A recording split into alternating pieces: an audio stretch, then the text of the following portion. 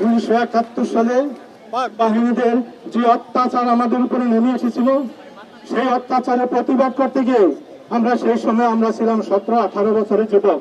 সেদিন আমরা রাস্তায় নেমেছিলাম, সেদিন আমরা অস্ত্র হাতে নিয়েছিলাম এই দেশকে স্বাধীন করার জন্য। আমরা দেশ স্বাধীন করেছি, আমার অনেক ভাই শহীদ হয়েছে, আমরা গাজী হয়ে ফিরে এসেছি। আজকে 55 বছর পরে আবার আমরা সেই স্বাধীনতাকে খুললো আর সে প্রতিধ্বনি শুনতে পাচ্ছি।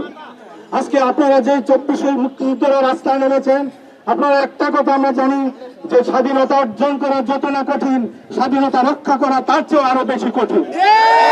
আমাদের স্বাধীনতা আজকে যেই দিকে চলে যাচ্ছে, আমরা মনে হয় না আমরা স্বাধীনভাবে স্বাধীন জাতি হিসাবে বাঁচতে পারবো।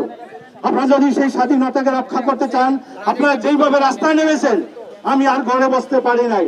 আমার 7 বছরের নাতিন 3 দিন আগে আমাকে বলে, দাদা তুমি একজন মুক্তিযোদ্ধা, এখন কিভাবে ঘরে বসে আছো? সেই নাতিনের ইয়েতে উদ্বুদ্ধ হয়ে আজকে আমি তোমাদের সাথে সম্মতি করতে জানার জন্য আমি এখানে উপস্থিত হয়েছি। তোমরা জানো আমরা 2 ভাই 1971 সালের যুদ্ধে 2 ভাই মুক্তিযুদ্ধে অংশগ্রহণ করেছিলাম। সেই অপরাধে আমার বাবা মা বাড়িতে ঘুমাইতে পারে নাই, পাট খেতে, ধান খেতে, এমনকি আখ খেতে ঘুমিয়েছে। আজকে তোমাদের বাবার মায়ের অবস্থা আমরা সেটাই দেখতেছি। তোমরা যুদ্ধে অংশগ্রহণ করছো বলো, তোমার বাপ মাদের উপর যে অত্যাচার অভিযান করা হচ্ছে, ঘর থেকে ধরে নিয়ে যাচ্ছে। সেই আমি আজকে রাগে গোসে আসলে আমার বয়স 70, সেই 70 বয়সে আজকে তোমাদের পাশে আমি দাঁড়িয়েছি। তোমার সাথে আমরা ইনশাল্লাহ আছি। এই যুদ্ধ, এই তারুণের যুদ্ধ কোনোদিন পরাজিত হবার নয়। এই যুদ্ধ সামনের দিকে এগিয়ে যাবে। আমরা অভিভাবকরা, আমরা মুক্তিযোদ্ধারা তোমাদের পাশে থাকবো।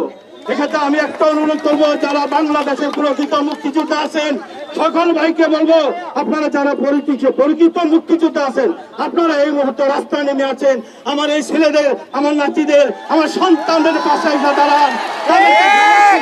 যেমন 1971 সালে আমার মা বাবা, আমার দাদা দাদি সবাই আমাদের জন্য দোয়া করেছিল, আমাদের জন্য নফল রোজা রেখেছে, নফল নামাজ পড়েছে, যাতে আমরা সুস্থভাবে ফিরে আসি।